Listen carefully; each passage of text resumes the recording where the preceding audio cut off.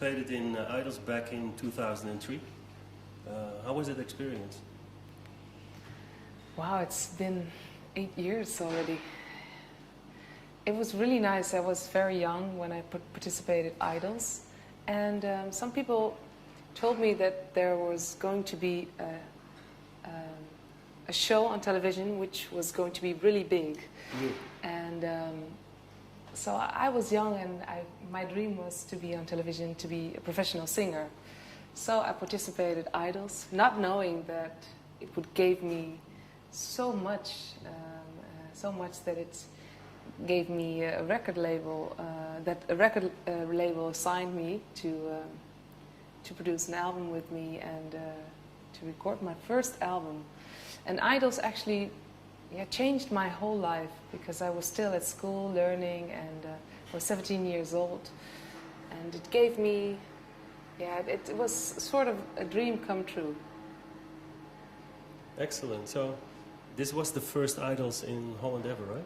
This was the first Idols in Holland. We now have many contests on television. I think we've had already like 20 or maybe 30. But the thing was that I participated the first one, and that one became really successful because it was new. It was the first time in Holland. So I think like 5 or 6 million people watched the finals, and I became the third one. So you weren't in the finals? Actually, no, I wasn't in the final. I was hoping to win the contest, but actually it turned out even better. I became third, and so why do you say that it became better? Because you were aiming at the first place, right? Like everybody else. But why was the third place better than the first place? Well, it was crazy, because what I was saying is I was really disappointed at that time when I did not reach the finals.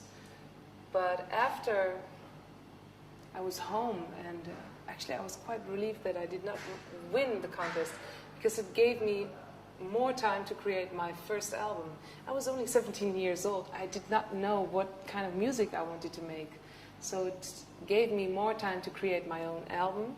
And the first and the second one, they had to create an album immediately. So there was really a rush for the record labels. And besides that, a lot of people in Holland, they thought I was going to win. So when I walk in Amsterdam, for example, people still yell at me and say, "I voted for you, and you were my winner." So that's even more important for me. So after that experience, I mean, Idols was in 2003, then a kickstart for your career. You started with a record label like Sony or BMG. Which one was that? I signed my first album with BMG at that time.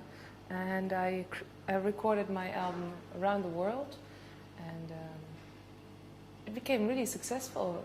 Very fast, actually. I reached the a golden record, which is 40,000 copies, and I got an Edison, which is a Dutch award, actually one of maybe the prestigious one in Holland to win for best newcoming artist. So that was. Yeah, it's crazy. I remember when I look back at that period, when you're 17 years old and you're still at school, and suddenly it just changes your whole life, and you are a professional singer. And that's what happened to me, actually. I had performances like 6 times a week, and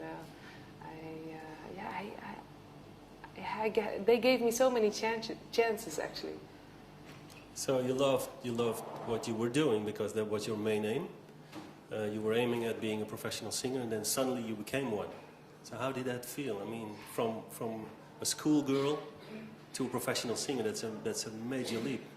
Yeah, it's a major step as well, and I'm actually very honored and very lucky that it happened to me.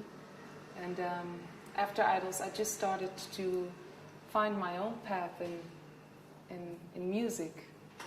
Because I wasn't really experienced, so I just tried to search my own path and my own music.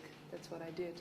So how many albums did you make? Because then you had a record label and you made an album. The first album you just told us.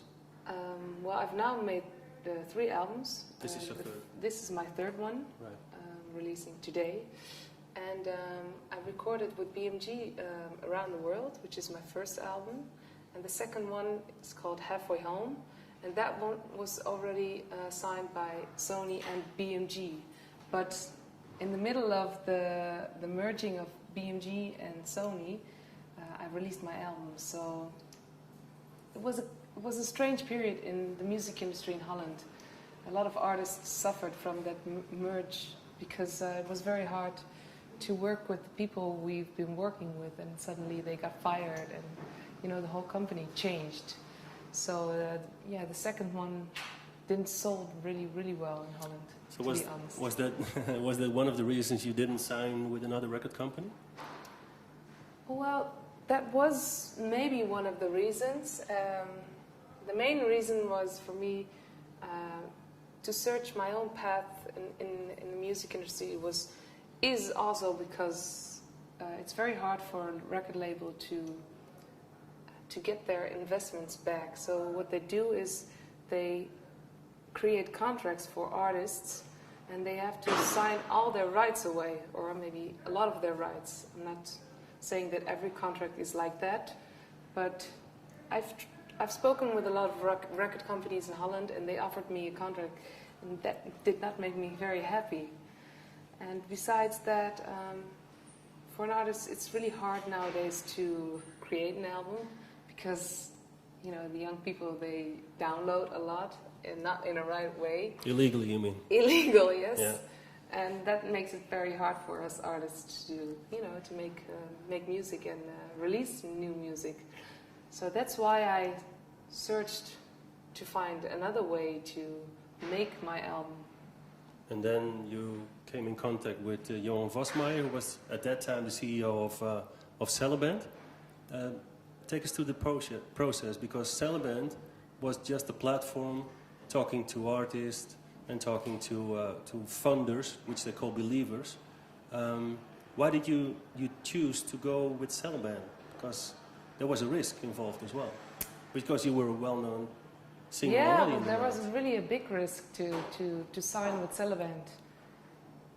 But the funny thing is, they already existed for 3 years, and my manager told me, we should talk with them because it's very interesting to create your album like this. And there was no main artist, no well-known artist in Holland that already signed with Celeband.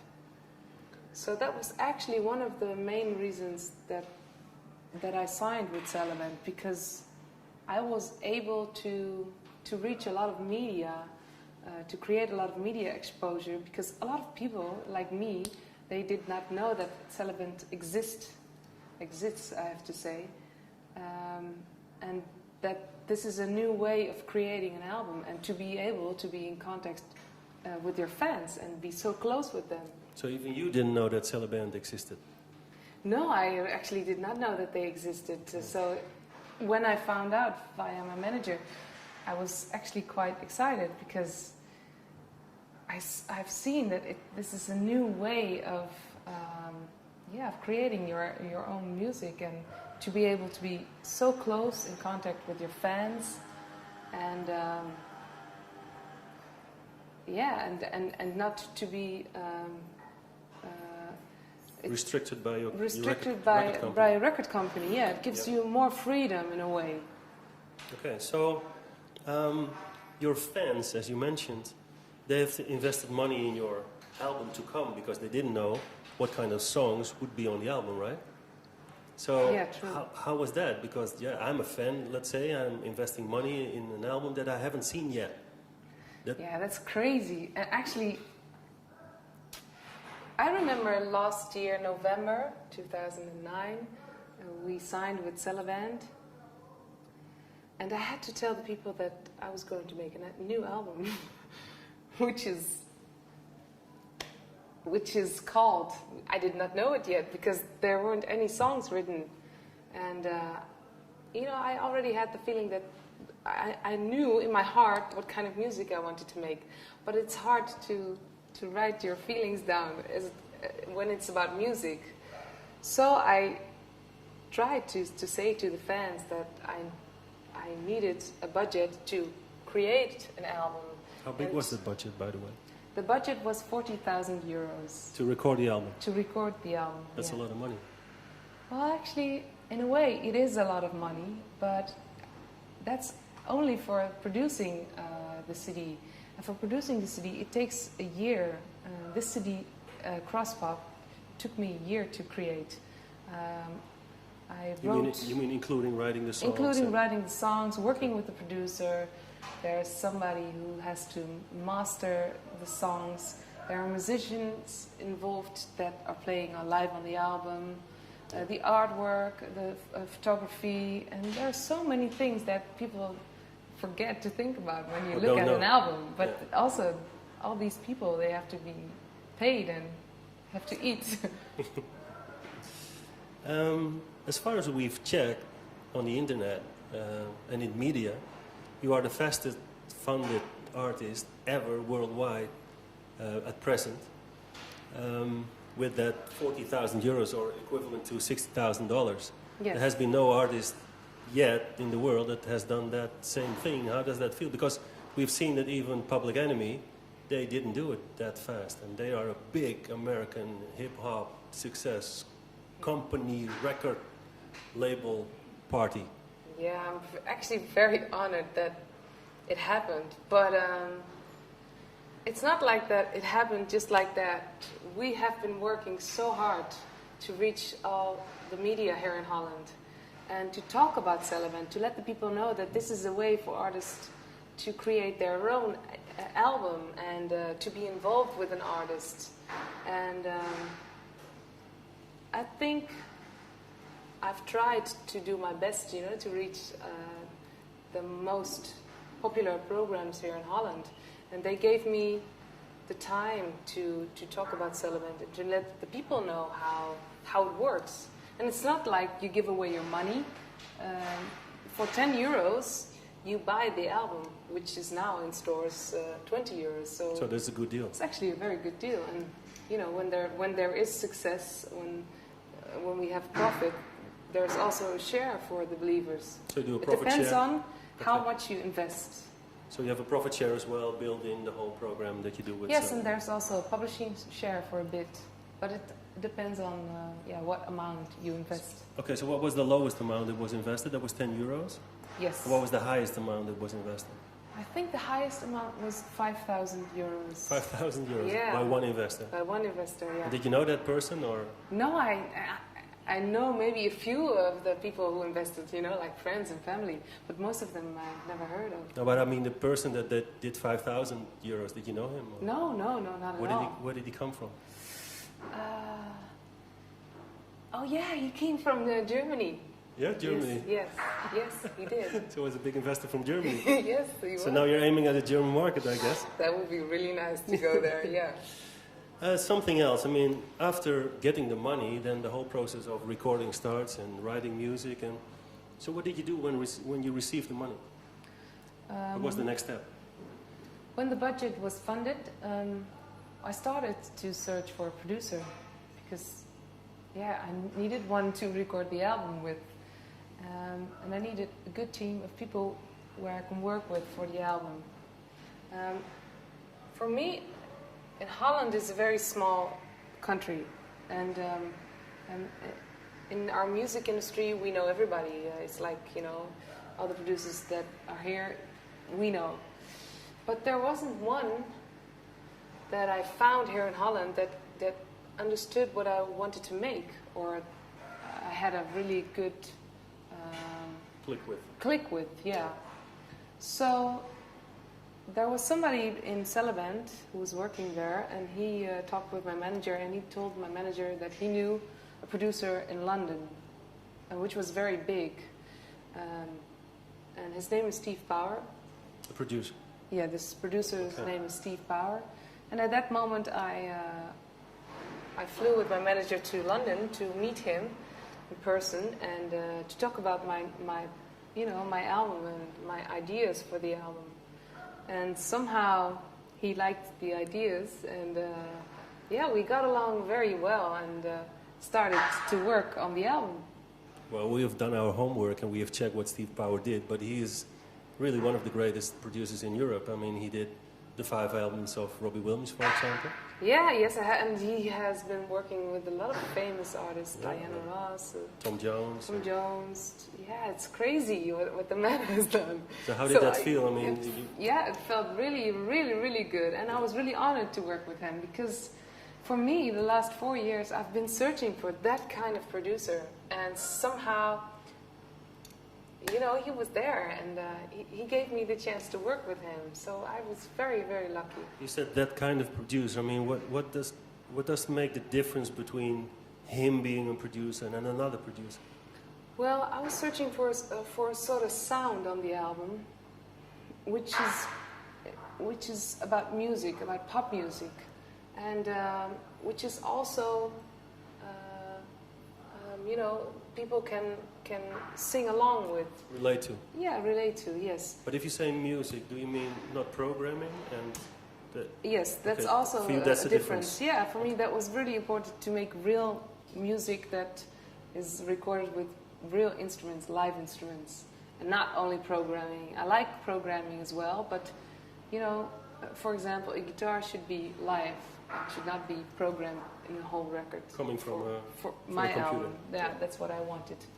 And Steve is very good in making, of giving all these instruments their own special place in a song, which is, when you listen to a song he produced, you can hear each instrument. It's very in balance, and you know, he has such a good ear. So it has been really wonderful to work with him.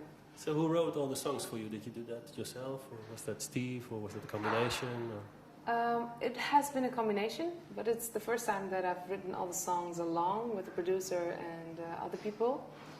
And that was also really, for me, really nice, because it gave me the time to put more of myself in the songs.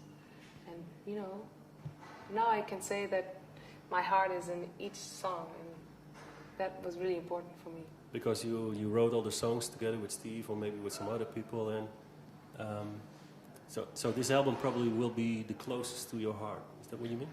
Yes, that's exactly what I mean. It's closer than this. It could not get. Maybe a few years later when I've experienced more, but that's then. But now, yeah, I can say that I'm really proud of that fact that I, you know, have written along with each song.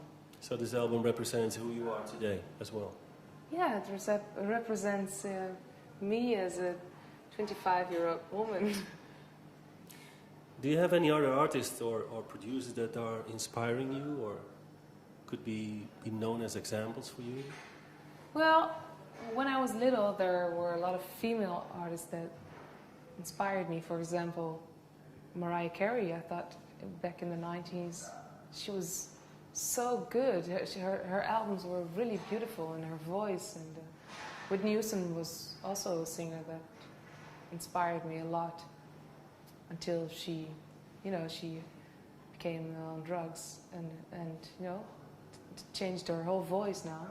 But my music taste is actually quite big. I like to listen to Portuguese music.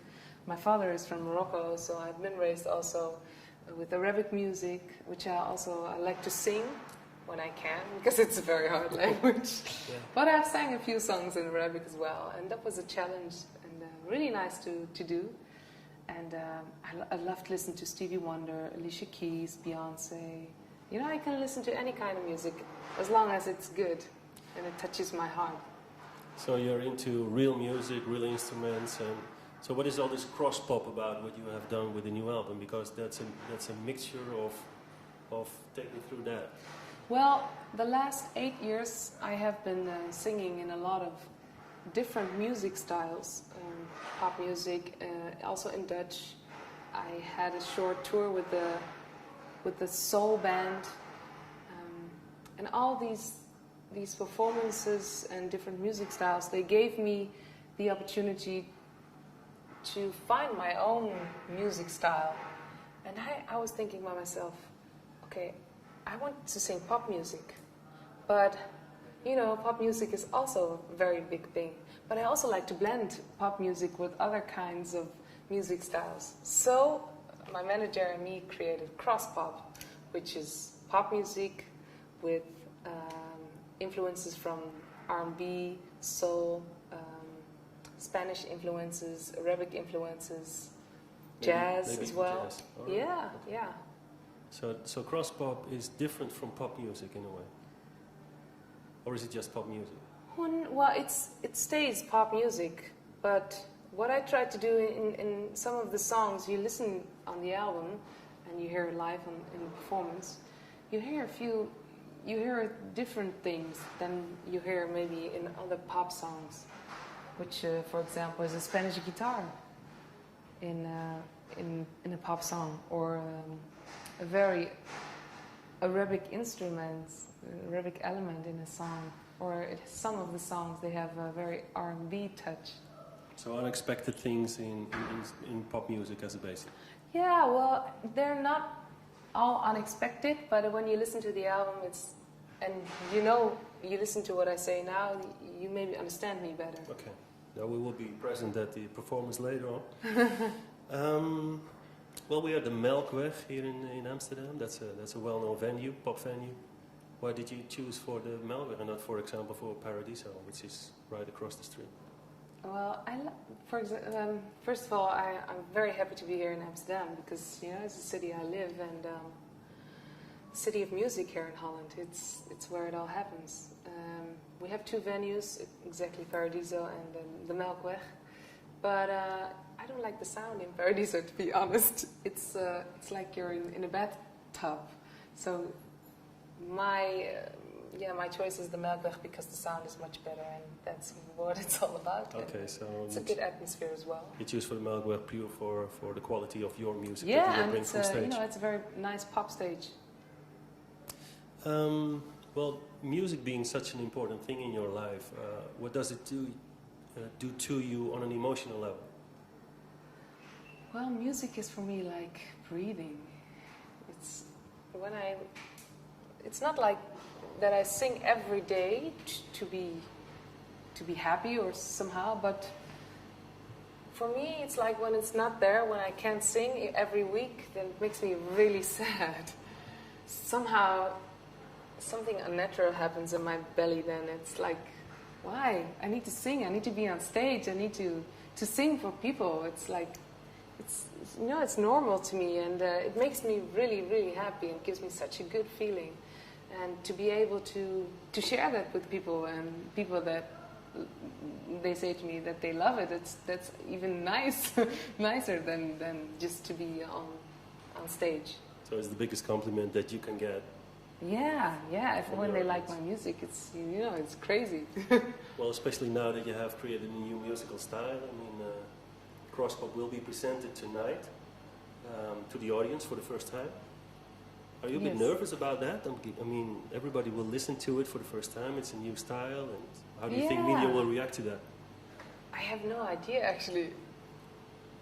I hope that they like it and they understand what I'm trying to make. You know, the last 4 years I've been searching for my own musical path, and it was not easy, you know. It's not like that it falls out of the sky and it's there, you know. You try to create it, and it takes time, and it takes sometimes tears as well, emotion, you know. In all my songs there's my heart, and for now I can say that I can't come any closer to my heart than this. So I hope that they hear that, and hope they like it. I hope that too. So the last question, Hind. Thank you very much for this interview. It's very personal as well, I see. What are your future plans? I mean, do you have any ambitions, or? Well, my future plans with this album is, you know, to promote this album as well as I can, and we still have a promotion project on Cellevent, which people can still invest when they go to Cellevent, because I still need more budget to promote this album. And my future plans, besides that, I hope to have a German career. That would be really nice. You want to go to the German market as well. I've been there once, but I hear from few colleagues and people that the German market is really, really nice. And also a few Dutch artists, they travel there a lot and sing and perform there. And they love the people because they are really music lovers, and they're a bit different than the Dutch people. But I love to meet new people and new cultures and countries. So yeah, my ambition is to go international. Okay, the last question then. What is your biggest dream? My biggest dream is to be able to travel in different countries and perform there. You know, to be an international artist.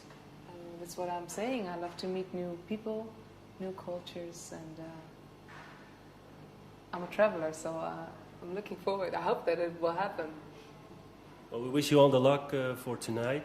Thank you. We hope you make a great show and you have a lot of nice people in the audience. Thank you. And we hope to welcome you in Germany as well. Yeah, that would be nice. Thank you for the interview and for You're coming. Welcome. Bye-bye.